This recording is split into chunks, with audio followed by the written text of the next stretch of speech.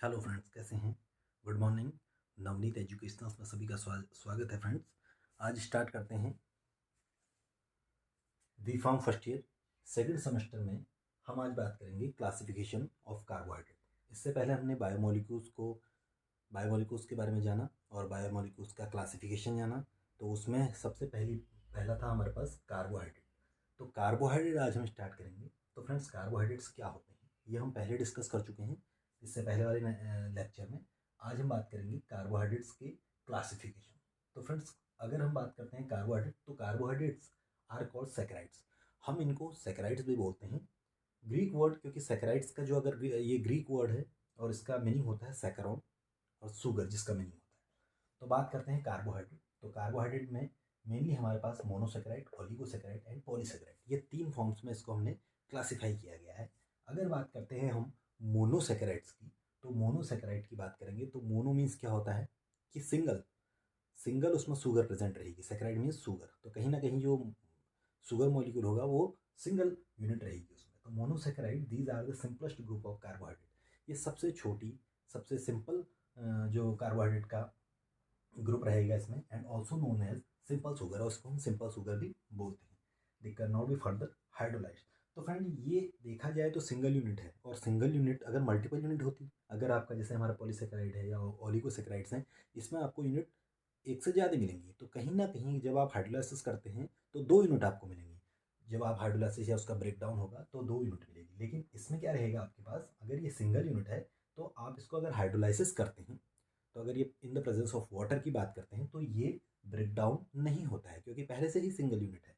तो देखा जाए तो दे can not be further hydrolysed and based on the presence of functional group. और फंक्शनल ग्रुप की प्रेजेंट में, फंक्शनल ग्रुप क्या होते हैं, जैसे आपके पास एल्डिहाइड है, कीटोन्स हैं, ठीक है, ये आपके सारे फंक्शनल ग्रुप होते हैं। या आपके पास कार्बोक्सिलिक एसिड, ये सारे आपके फंक्शनल ग्रुप होते हैं। तो अगर हम बात करते हैं मोनोसेकेराइड्स की, तो मोनोसेकेराइड्स में अगर हम फंक्शनल ग्रुप की बेस पे बात करते हैं, तो हमारे पास जो फंक्शनल ग्रुप की बेस में हमारे पास दो तरीके से क्लासिफाई होते हैं। पहला आता है एल्डोजिस और दूसरा आता है कीटोजिस। एल्डोजिस क्या होगा कि यहाँ पर क्या होगा, एल्डिहाइड ग्रुप आपका प्रेजेंट होगा। एल्डिहाइड ग्रुप में आप जानते हैं सी एच ओ आपका एल्डिहाइड ग्रुप है। तो when the functional group is aldehyde, जब फंक्शनल ग्रुप आपका एल्डिहाइड होता है, तो जैसे एग्जांपल आपका दे सकते हैं ग्लाइसरल्डिहाइड और ग्लूकोज। इसमें आपको जो फंक्शनल ग्रुप रहेगा वो आपका क्या रहेगा, एल्डिहाइड रहेगा। और अगर बात करते हैं हम कीटोज की, तो कीटोज में क्या रहेगा, आपका जो फंक्शनल ग्रुप रहेगा वो क्या रहेगा, कीटोन रहेगा। और एक एग्जांपल इसमें हम मेंशन कर सकते हैं फ्रक्टोज। और हमको पता है फ्रक्टोज और ग्लूकोज क्या है, दोनों शुगर हैं। लेकिन अगर हम बात करते हैं ग्लूकोज की, तो ये हेक्सोज शुगर है, और ये कहीं ना कहीं आपको इसमें पेंटोज मॉलिक्यूल, पेंटोज जो रहेगा रिंग दिखाई देगी आपको, ठीक है। तो ये आपका कीटोसिस और एल्डोसिस में इसको हमने कैटेगराइज किया गया है। अब बात करते हैं based on the presence of carbon.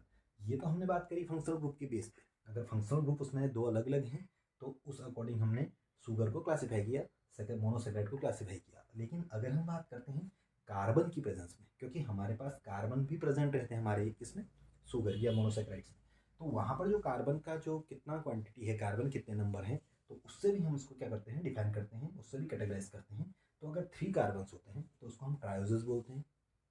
4 carbon होगा तो उसको हम टेट्रोसिस बोलते हैं। 5 कार्बन होगा तो पेंटोसिस बोलेंगे, एंड 6 कार्बन होगा तो आपका हेक्सोसिस, एंड 7 कार्बन होगा तो आपका हेप्टोसिस बोलेंगे। और एक चीज़ और है, जैसे हमारे पास ग्लूकोज जो होता है वो एल्डो हेक्सोज है, क्योंकि भी हमको पता है कि हमारे पास क्या है, कार्बन 6 हैं, और यहाँ पर भी कार्बन 6 मिलेंगे, तो कीटो हेक्सोज हो जाएगा। फ्रक्टोज को हम कीटो हेक्सोज बोलेंगे, और ग्लूकोज को हम क्या बोलेंगे, एल्डो हेक्सोज। क्योंकि presence of, due to the presence of aldehyde group and due to the presence of ketone group, आपका जो फ्रक्टोज होगा वो कीटो हेक्सोज कहलाया जाएगा, और जो आपका ग्लूकोज होगा वो आपका एल्डो हेक्सोज कहलाया जाएगा। ठीक है फ्रेंड्स, आगे बढ़ते हैं।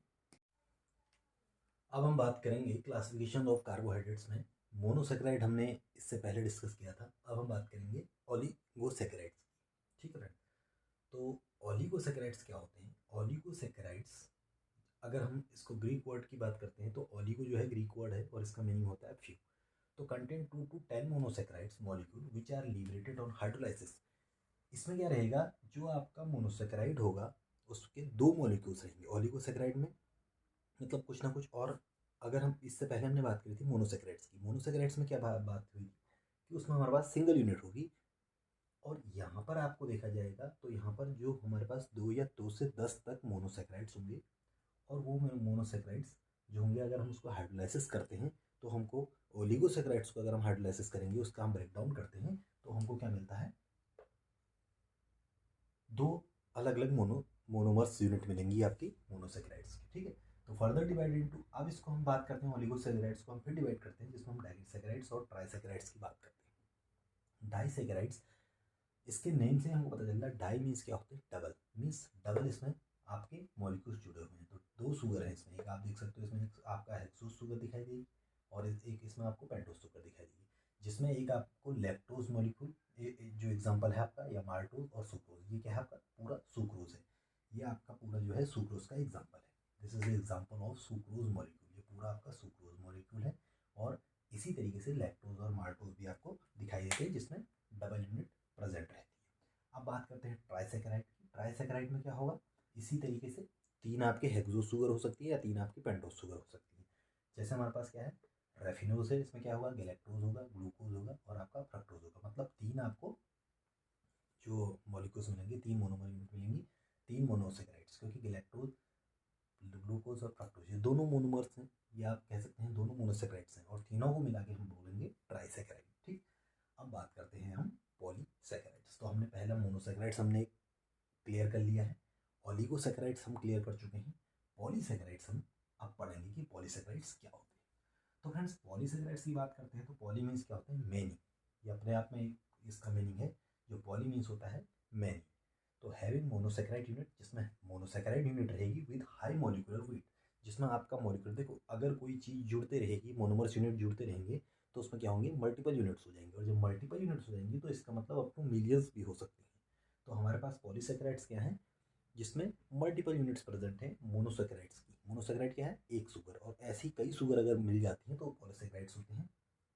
तो दे आर यूजुअली टेस्टलेस, ये टेस्टलेस होते हैं, नॉन शुगर इनको हम बोलते हैं, and form colloidal solution with water, और अगर हम इसको वाटर के साथ मिलाते हैं तो आप इसमें कोलोइडल सॉल्यूशन आपको मिलेगा।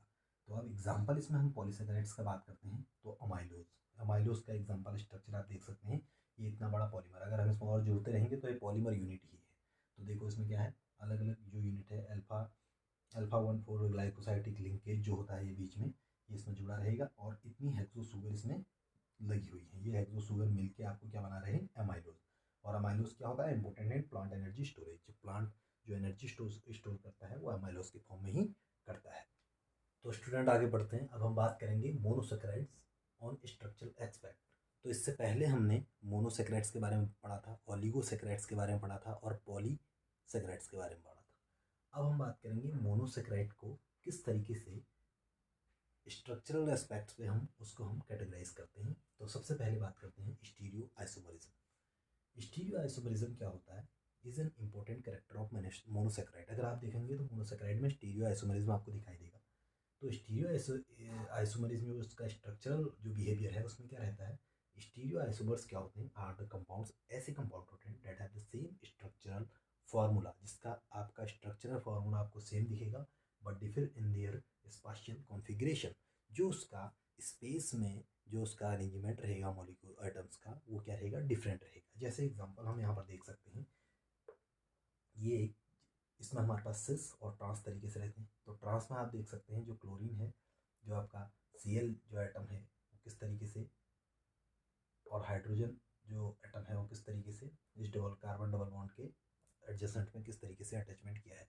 और यहाँ पर देख सकते हैं कि किस तरीके से, तो डिफरेंट अरेंजमेंट हो रहा है जो आपका कार्बन कार्बन है उसके एडजेसेंट में, तो उसको हम बोलते हैं स्टीरियो आइसोमरिज्म। मतलब देखा जाए तो स्पेस में अगर हम बात करते हैं उसका किस तरीके से, उसके एटम्स का, उस मॉलिक्यूल के एटम्स का किस तरीके से अरेंजमेंट है, उससे उसको हम बोलते हैं स्टीरियो आइसोमरिज्म, स्टीरियो आइसोमर्स। अब बात करते हैं, हम स्टीरियो आइसोमर्स की बात कर रहे हैं, लेकिन हम सबसे पहले आइसोमर्स को भी समझ लेते हैं कि आइसोमरिज्म और आइसोमर्स क्या होते हैं।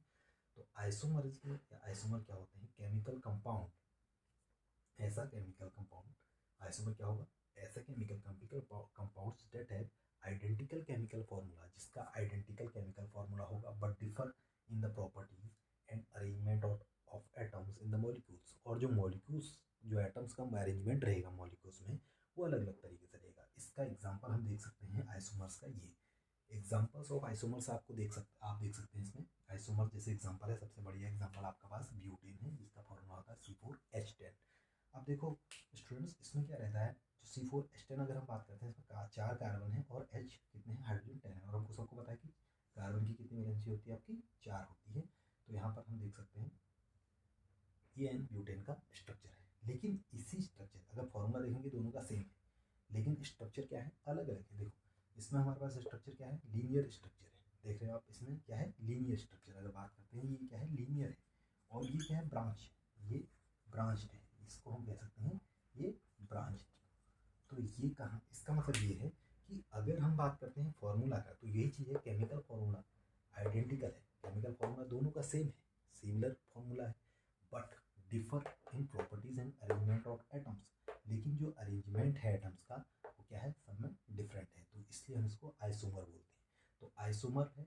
और आइसोमर के बाद हम बात करते हैं स्टीरियो आइसोमर की। स्टीरियो आइसोमर्स में क्या है, आपका अरेंजमेंट स्पेस में किस तरीके अरेंजमेंट है, उससे हम स्टीरियो आइसोमर में बात करते हैं। तो मोनोमर्स अगर हम बात करते हैं, सॉरी मोनोसैकेराइड्स की, तो उसका स्ट्रक्चरल एस्पेक्ट में हम स्टीरियो आइसोमर्स हमने पढ़ा। अब स्टीरियो आइसोमर्स के अंदर भी हम देखेंगे, जिसमें हमारे पास ज्योमेट्रिकल आइसोमरिज्म और सिस और ट्रांस, ठीक है, लिबो रोटेटरी, डेक्स्ट्रो रोटेटरी, हम आगे पढ़ेंगे।